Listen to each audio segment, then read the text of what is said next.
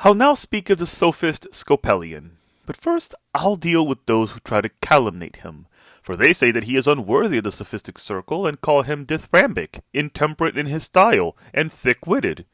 Those who say this about him are quibblers and sluggish, and are not inspired with extempore eloquence, for man is by nature a creature prone to envy. At any rate, the short disparage the tall, the ill-favored, the good-looking. Those who are slow and lame disparage the light-footed, swift runner. Cowards, the brave, the unmusical, the musical. Those who are unathletic disparage athletes. Hence we must not be surprised if certain persons who are themselves tongue-tied, and have set on their tongues the ox of silence, who could not of themselves conceive any great thought or sympathize with another who conceived it, should sneer at and revile one whose style of eloquence was the readiest, the boldest, and the most elevated of any Greek of his time. But since they have failed to understand the man, I will make known what he was, and how illustrious was his family. For he was himself high priest of Asia, and so were his ancestors before him, all of them inheriting the office from father to son. And this is a great crown of glory, and more than great wealth. He was one of twins, and as both were lying in one cradle, when they were 5 days old, one of them was struck by lightning, but the other, though he was lying with a stricken child, was not maimed in any one of his senses. And yet, so fierce and sulphurous was the fire of the thunderbolt, that some of those who stood near were killed by the shock.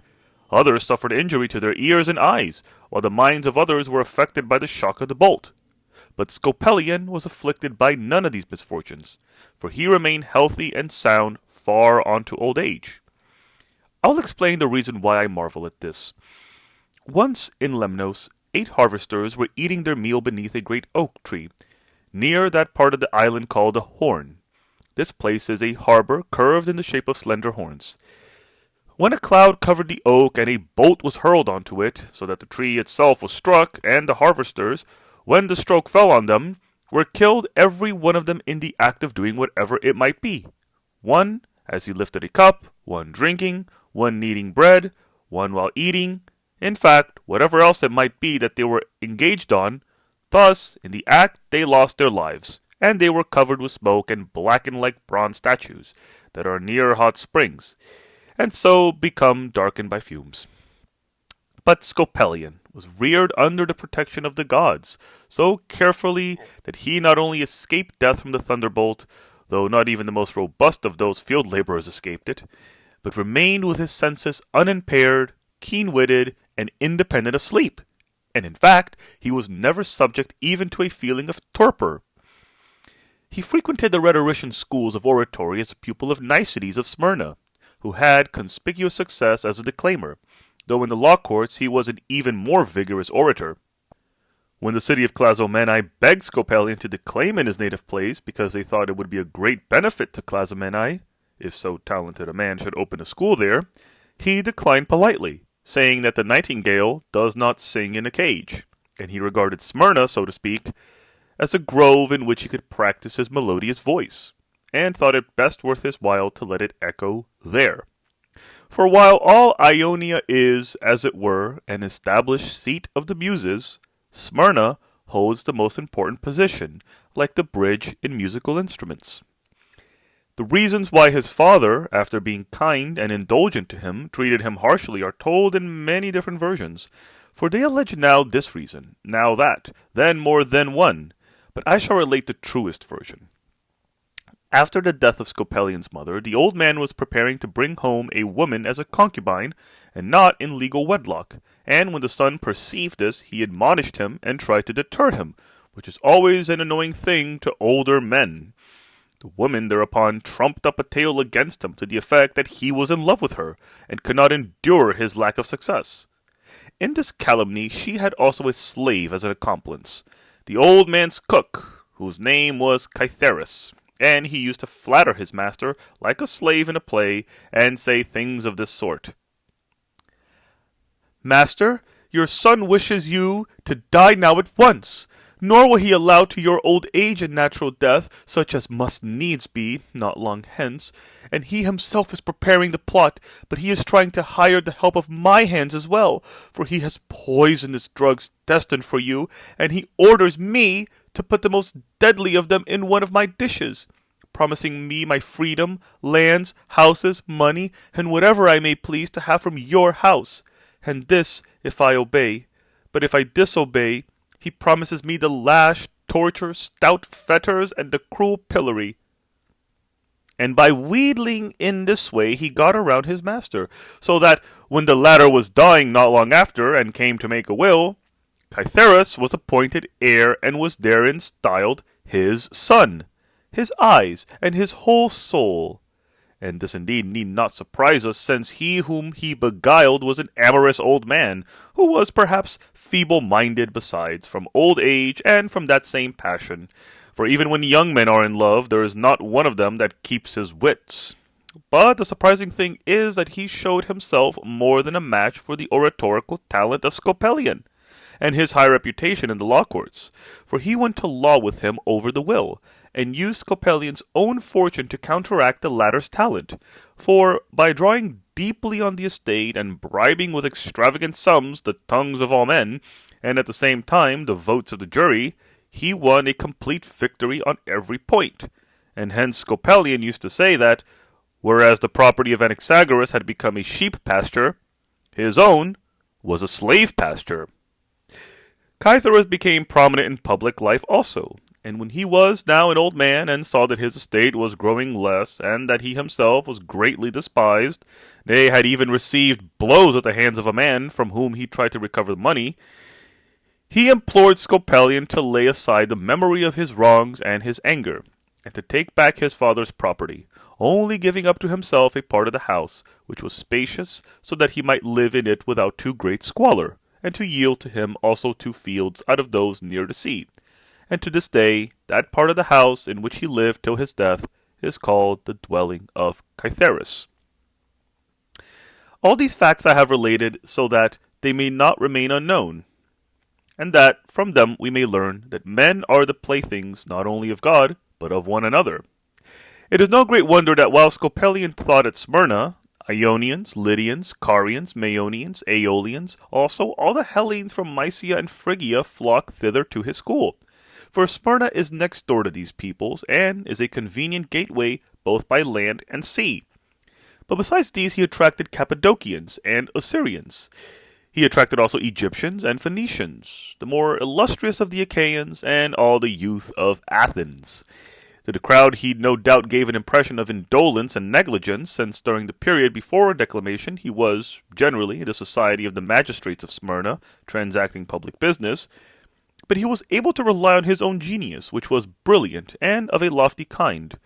And in fact, during the daytime he did not work much, but he was the most sleepless of men. And hence he used to say, O night, thy share of wisdom is greater than that of the other gods.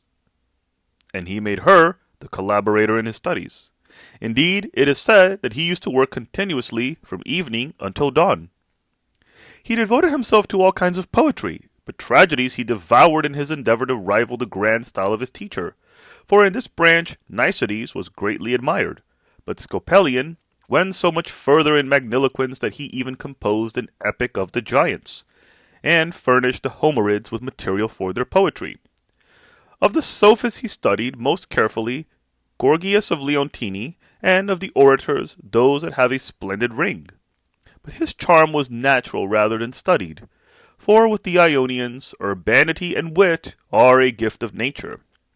For example, even in his orations he abounds in jests, for he held that to be over-serious is unsociable and disagreeable, and even when he appeared in the public assembly it was with a cheerful and lively countenance, and all the more when the meeting was excited by anger, for then he relaxed the tension and calmed their minds by his own good-tempered demeanor. In the law courts he displayed a temper neither avaricious nor malevolent, for without a fee he would champion the cause of those who were in danger of their lives, and when men became abusive in their speeches, and thought fit to make a great display of indignation, he used to call them tipsy and frenzied old hags. Though he charged a fee for declaiming, it was not the same for every pupil, and depended on the amount of property possessed by each. And he used to appear before his audience with no arrogance or conceited airs, nor again with the bearing of a timid speaker, but as befitted one who was entering the lists to win glory for himself, and was confident that he could not fail. He would argue with suavity, so long as he was seated. But when he stood up to speak, his oration became more impressive and gained vigor. He meditated his theme neither in private nor before his audience, but he would withdraw and in a very short time would review all his arguments. He had an extremely melodious voice and a charming pronunciation, and he would often smite his thigh in order to arouse both himself and his hearers. He excelled also in the use of covert allusion and ambiguous language, but he was even more admirable in his treatment of the more vigorous and grandiloquent themes, and especially those relating to the Medes, in which occur passages about Darius and Xerxes. For in my opinion he surpassed all the other sophists, both in phrasing these allusions and in handing down that sort of eloquence for his successors to use. And in delivering them he used to present dramatically the arrogance and levity that are characteristic of the barbarians. It is said that at these times he would sway to and fro more than usual, as though in a Bacchic frenzy, and when one of Polemo's pupils said of him that he beat a loud drum, Scopelian took to himself the sneering jest, and retorted, "Yes, I do beat a drum, but it is the shield of Ajax." He went on many embassies to the emperor, and while a peculiar good luck ever accompanied his missions as an ambassador, his most successful was that on behalf of the vines. For this embassy was sent, not as in most cases on behalf of Smyrna alone, but on behalf of all Asia in general. I'll relate the aim of the embassy. The emperor resolved that there should be no vines in Asia, because it appeared that people, when under the influence of wine, plotted revolution. Those that had been already planted were to be pulled up, and they were to be planted no more in the future. There was clearly need of an embassy to represent the whole community, and of a man who in their defense, like another Orpheus or Thamyris, would charm his hearer. Accordingly, they unanimously selected Scopelian, and on this mission he succeeded so far beyond their hopes that he returned bringing not only the permission to plant, but actually the threat of penalties for those who should neglect to do so. How great a reputation he won in this contest on behalf of the vines is evident from what he said, for the oration is among the most celebrated, and it is evident too from what happened as a result of the oration. For by it he won such presents as are usually given at an imperial court, and also many compliments and expressions of praise, and moreover a brilliant band of youth fell in love with his genius and followed him into Ionia. While he was at Athens, he was entertained by Atticus, the father of Herodes the Sophist, who admired him for his eloquence more than the Thessalians once admired Gorgias. Atticus accordingly gave orders that all the busts of the ancient orators that were in the porticos of his house should be pelted with stones, because they had corrupted his son's talent. Herodes at the time was only a stripling, and still under the influence of his father's control, but he cared only for extempore speaking, though he had not enough confidence for it, since he had not yet studied with Scopelian, nor learned the vigor that extempore eloquence requires. For this reason he rejoiced at Scopelian's visit, for when he heard him speak, and handle an extempore discourse, by his example he became fledged and fully equipped, and with the idea of pleasing his father, he invited him to hear him give a declamation in the same style as their guest.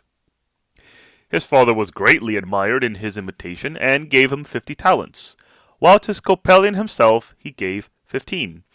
But Herodes, besides, gave him from his own present the same sum as had been bestowed by his father, and called him his teacher. And when he heard this title from Herodes, it was sweeter to him than the springs of Pactolus. The good fortune that attended his embassies we may gather also from the following.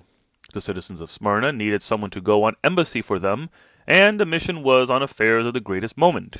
But he was now growing old, and was past the age for traveling, and therefore Polemo was elected, though he had never before acted as ambassador.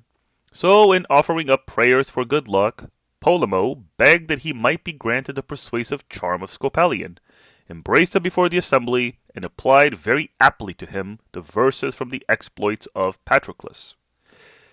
"Give me thy harness to buckle about my shoulders, if perchance they may take me from thee." Apollonius of Tyana, also, who in wisdom surpassed mere human achievement, ranks Scopelian among the men to be admired.